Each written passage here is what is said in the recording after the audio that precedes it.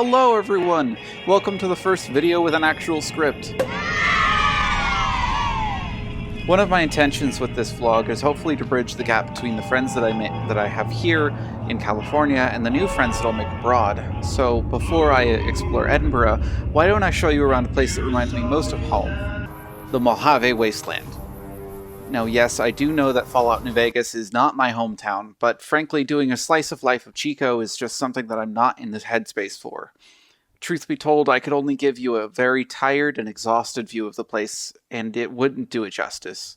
However, the Mojave Wasteland is a place that I have circled back to time and time again and found a vast amount of comfort in. So without much further ado, here are a few reasons why Fallout New Vegas feels like home. Number 1, you can make it better.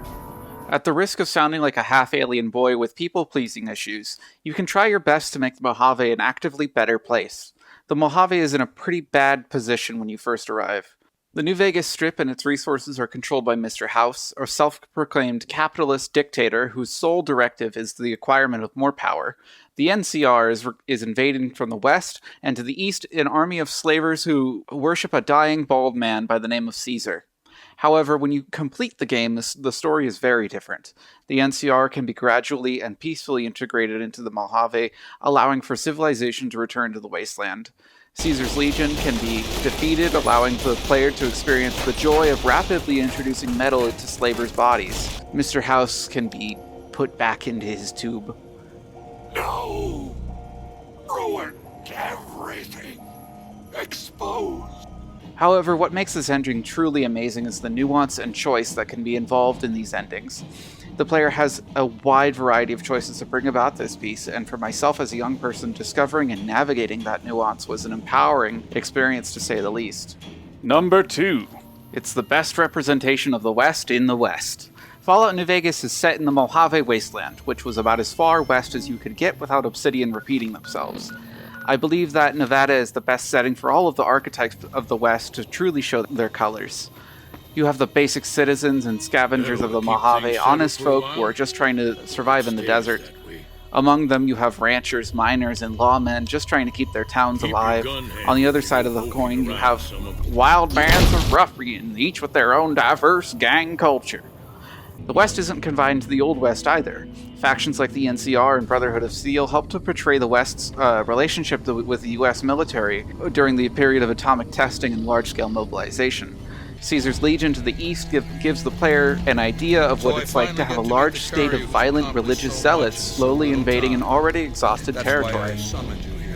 As for the New Vegas Strip, it's frozen in time. Previously mentioned capitalists, notorious gangsters, and con men, and Chandler Bing. What in the goddamn?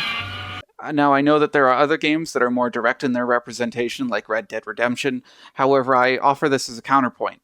Red Dead is set in Louisiana, a state that is famously in the middle of the country, therefore it is not set in the West. Number 3.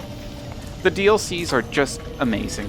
Old World Blues is specifically amazing. You can argue with your own brain, these robots are insane, all of them are, love them to death. The Sink, the player home that comes with Old World Blues, feels like a genuine town confined to a small apartment, so much so that I consider it a massive upgrade from the Lucky 38, where your companions usually hang out. Is it dark in there? Or is that just me? It feels really dark in the Lucky 38, yeah, it's also a pain in the ass to get to. It's like 3 loading screens. I'm off script. Number 4! It is a deeply wacky game. The entire reason you get rescued is because of this cowboy robot goober right here. Not to mention the Wang Dang Atomic Tango quest, which sees you assemble a cast of entertainers. That includes a suave-talking Hispanic man, dominatrix ghoul, and a robot specifically designed for... Greetings. Festo is programmed to please. In fact, it doesn't end there. After leaving the factory where the robot resides, you get attacked by a gang of old ladies. Hell, there's a gang of men who believe in Elvis as some kind of god. New Vegas is very comfortable with its absurdity, and it's 1,000 times stronger for it. This truly is Vegas we are talking about, and it wouldn't be Vegas without a little insanity. Number 5. Finally, why it feels like home is because I was growing up when I first played the game. I first got into the game on the Xbox 360 because of a YouTuber named Al Chestbreach. He's an amazing content creator, and truth be told, I took a lot of notes from his style of humor. His New Vegas content is what really motivated me to play the game in the first place. And when my feet first hit the ground in Goodsprings, I sunk hours into the game. While I certainly do think I could have been healthier while doing so, I don't have a single regret putting time into this game. It was important for me as an impressionable young man to be exposed to New Vegas, as it provided a safe sandbox for me to explore my morals. I will fully admit that I nearly did a Legion playthrough on my first go-around, simply because Caesar praises the player, and not other faction leaders had done that before. What I learned from New Vegas is that doing good things is difficult, and sometimes is the harder option, but the effort that you put into people around you matters. Choices matter. Also, Caesar's bald head makes for an amazing target, and it explodes funny. Number 6, bonus question. The Mojave Wasteland really is a lot more similar to Northern California than Southern California. I consider myself to be Northern Californian, not just Californian. There's a huge cultural divide. You have very, very simply splitting it into NorCal, Bay Area, SoCal. And take, for example, Grand Theft Auto 5, which is set in California. It's set in Los Santos, or, a fictional depiction of LA, and that doesn't look like home to me. New Vegas looks like home.